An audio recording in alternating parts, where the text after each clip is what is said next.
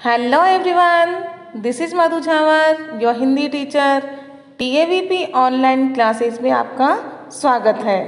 प्यारे बच्चों, आज का हमारा बिंदु है हिंदी व्याकरण का समास।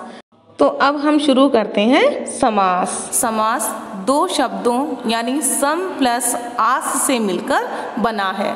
ये ध्यान रखना कि समास में दो शब्दों का मेल होता है और संधि में दो वर्णों का मेल होता है। ठीक है ना, वर्ण तो समझते हो ना, जैसे क, ख, ये वर्ण होते हैं। आ गया समझ में? तो समास का शाब्दिक अर्थ है संक्षिप्तीकरण यानी छोटा रूप, अर्थात शब्दों को पास पास बिठाना जिससे कम शब्दों का प्रयोग करके अधिक अर्थ प्राप्त किया जा सके। बात वही हुई कि जैसे बिहारी का अपन पढ़ते हैं ना, गागर में सागर भरना, तो वैसे ही यहाँ पर शब्द कम होंगे और अर्थ उससे बहुत ज़्यादा प्राप्त किया जा सकता है।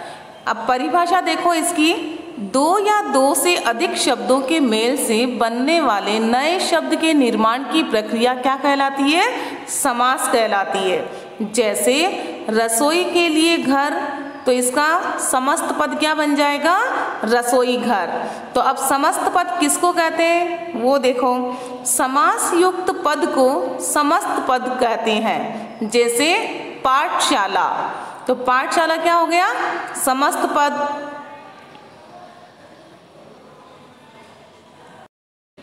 अब देखते हैं समास रचना में पद।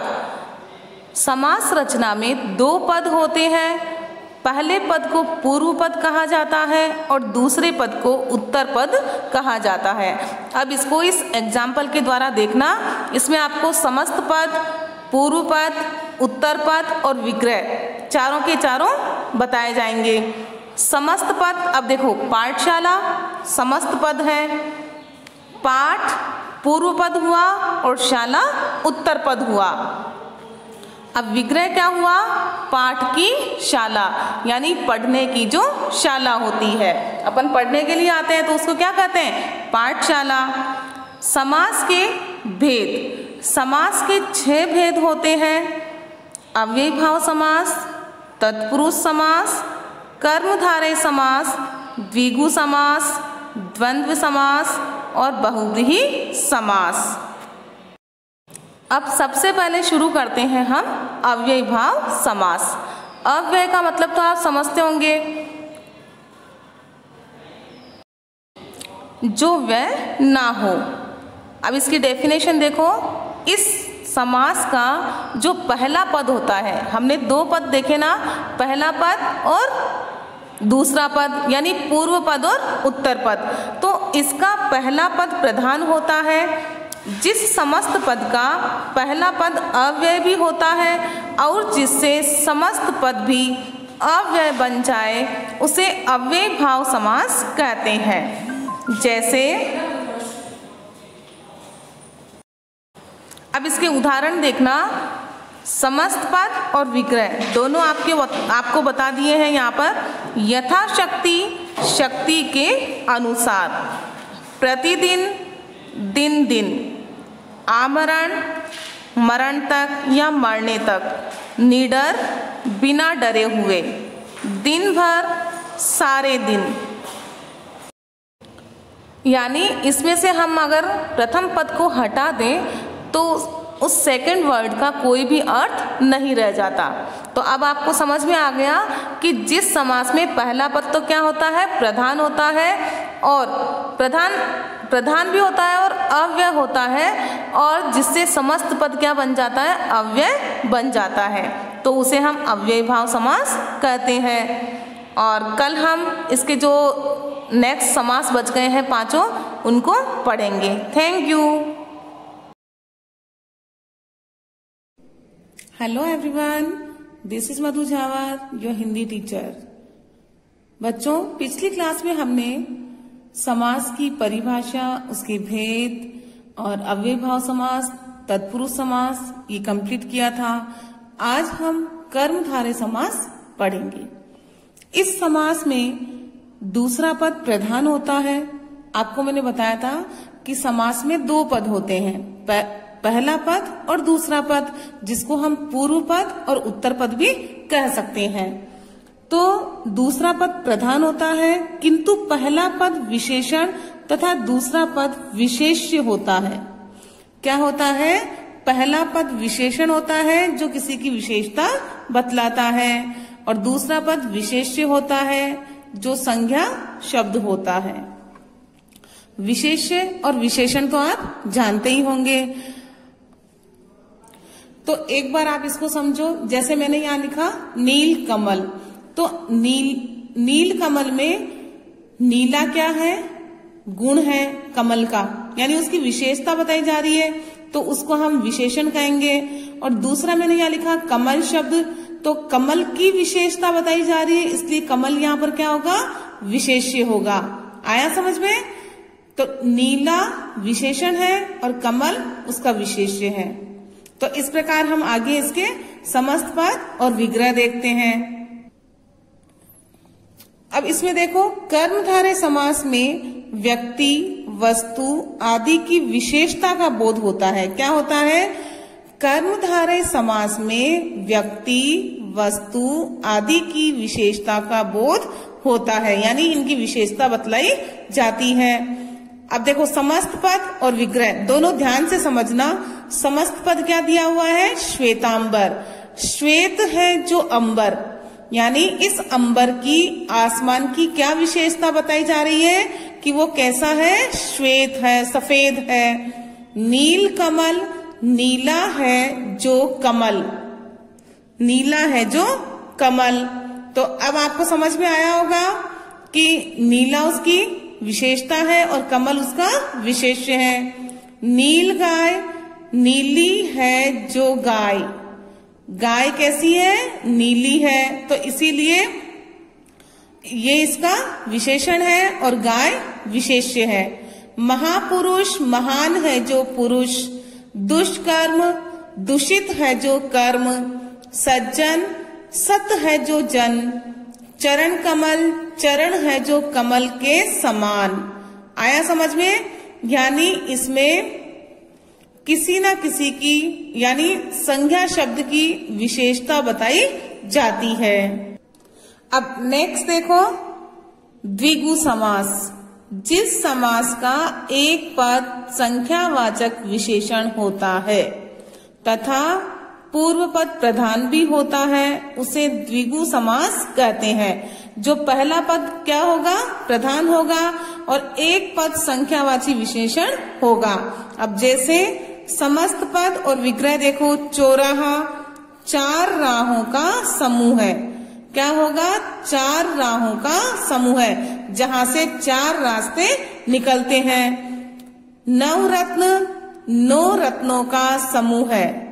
अकबर के 9 रत्न थे ना, तो 9 रत्नों का समूह है। सप्ताह है 7 दिनों का समूह है। चौमासा 4 मासों का, यानी महीनों का समूह है। चतुर्भुज 4 भुजाओं का समूह है। तो ये आपको समझ में आ गया होगा द्विगु समास किसे कहते हैं। Thank you. Hello everyone, this is Madhu झावर, your Hindi teacher. बच्चों, पिछली क्लास में हमने समास की परिभाषा, उसके भेद और अव्ययभाव समास, तत्पुरुष समास ये कंप्लीट किया था। आज हम कर्मधारय समास पढ़ेंगे। इस समास में दूसरा पद प्रधान होता है। आपको मैंने बताया था कि समास में 2 पद होते हैं, पहला पद और दूसरा पद, जिसको हम पूर्व पद और उत्तर पद भी कह सकते हैं। तो दूसरा पद प्रधान होता है, किंतु पहला पद विशेषण तथा दूसरा पद विशेष्य होता है। क्या होता है? पहला पद विशेषण होता है जो किसी की विशेषता बतलाता है, और दूसरा पद विशेष्य होता है जो संज्ञा शब्द होता है। विशेष्य और विशेषण तो आप जानते ही होंगे। तो एक बार आप इसको समझो, जैसे मैंने यहाँ लिखा नील कमल, तो नील कमल में नीला क्या है? गुण है कमल का, यानी उसकी विशेषता बताई जा रही है। तो उसको हम विशेषण कहेंगे। और दूसरा मैंने यहाँ लिखा कमल शब्द, तो कमल की विशेषता बताई जा रही है, इसलिए कमल यहाँ पर क्या होगा, विशेष्य होगा। आया समझ में? तो नीला विशेषण है और कमल उसका विशेष्य है। तो इस प्रकार हम आगे इसके समस्त पद और विग्रह देखते हैं।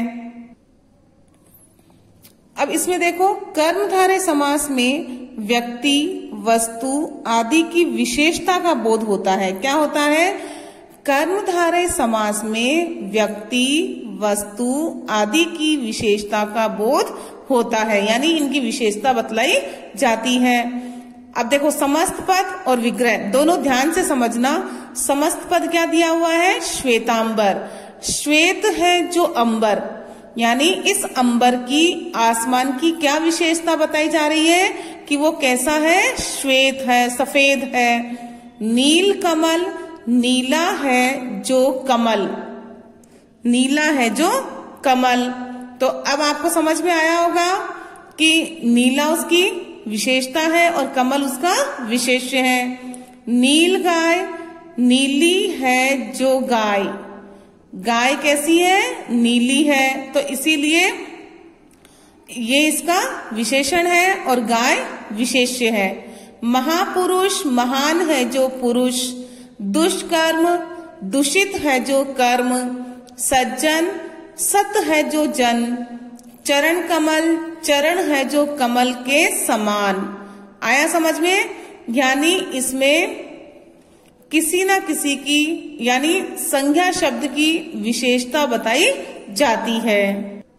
अब नेक्स्ट देखो, द्विगु समास। जिस समास का एक पद संख्यावाचक विशेषण होता है तथा पूर्व पद प्रधान भी होता है, उसे द्विगु समास कहते हैं। जो पहला पद क्या होगा?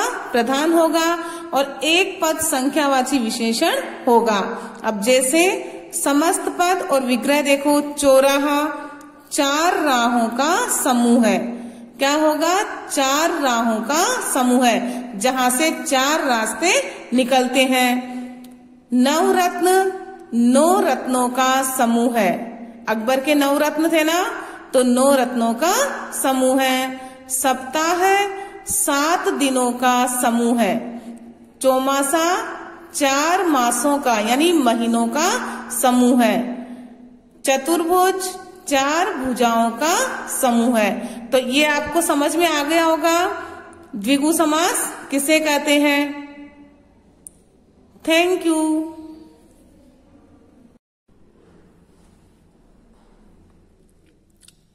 नेक्स्ट है अपना द्वंद्व समास। जिस समस्त पद में दोनों पद प्रधान हो। हमने क्या पढ़ा कि समास में 2 पद होते हैं। अब 2 पद में, यानी पहला पद पूर्व पद और दूसरा पद उत्तर पद कहलाता है। तो जिस समस्त पद में दोनों पद प्रधान हो तथा विग्रह करते समय एवं, तथा, और आदि लगे, तो उसे द्वंद्व समास कहते हैं। आया अच्छे से समझ में? फिर देखो, समस्त पद के मध्य योजक चिन्ह लगता है। योजक चिन्ह तो समझते हो, जो छोटा सा देश होता है जिसको हम योजक चिन्ह कहते हैं। तो समस्त पद के मध्य में, यानी बीच में योजक चिन्ह लगता है उन दोनों को, यानी पूर्व पद और उत्तर पद को जोड़ने के लिए। अब देखो, समस्त पद और विग्रह। रात, दिन, रात और दिन। अन्न, जल, अन्न और जल। नर, नारी, नर और नारी। छोटा, बड़ा, छोटा और बड़ा। पाप, पुण्य, पाप और पुण्य। तो अब आपको समझ में आ गया होगा कि द्वंद्व समास में क्या होता है। द्वंद्व समास में दोनों पदों को किसी योजक चिन्ह से जोड़ दिया जाता है और जब उसका विग्रह करते हैं तो उसमें एवं, और आदि लग जाते हैं। नेक्स्ट है अपना बहुव्रीहि समास। जिस समस्त पद में कोई पद प्रधान नहीं होता, यानी ना तो पूर्व पद प्रधान होता है ना ही उत्तर पद प्रधान होता है, बल्कि अन्य कोई पद उसमें प्रधान होता है। जो अपने पदों से भिन्न किसी संज्ञा का विशेषण होता है उसे बहुव्रीहि समास कहते हैं। जैसे समस्त पद देखना आप, दशानन 10 है आनंद जिसके, किसके? रावण के। 10 मुख वाला कौन है? रावण। लंबोदर, लंबा है उदर जिसका, किसका? गणेश का। वीणा पाणी, वीणा है हाथ में जिसके, किसके? सरस्वती के, जिसको हम विद्या की देवी भी कहते हैं। चंद्रशेखर, चंद्रमा है शिखर पर जिसके, शिखर पर यानी सिर पर, किसके? शिव के। अब इसमें नोट देखना, यानी इसमें विशेष क्या है? बहुव्रीहि समास के अंतर्गत शब्द का विग्रह करने पर नया शब्द बनता है या नया नाम सामने आता है। जैसे हमने देखा ना, समस्त पद विग्रह, और विग्रह करने के बाद में भी ये जो संज्ञा का विशेषण है वो हमारे सामने आ जाता है। रावण, गणेश, सरस्वती, शिव। आगे समझ में, ये सब क्या है? संज्ञा शब्द है। और इनकी विशेषता बताई गई यहाँ पे कि रावण 10 मुख वाला, गणेश लंबा उदर वाला, सरस्वती जिसके हाथ में वीणा है, शिव जिनके सिर पर चंद्रमा विराजमान है। आपको समास के 6 भेद समझ में आ गए होंगे। Thank you.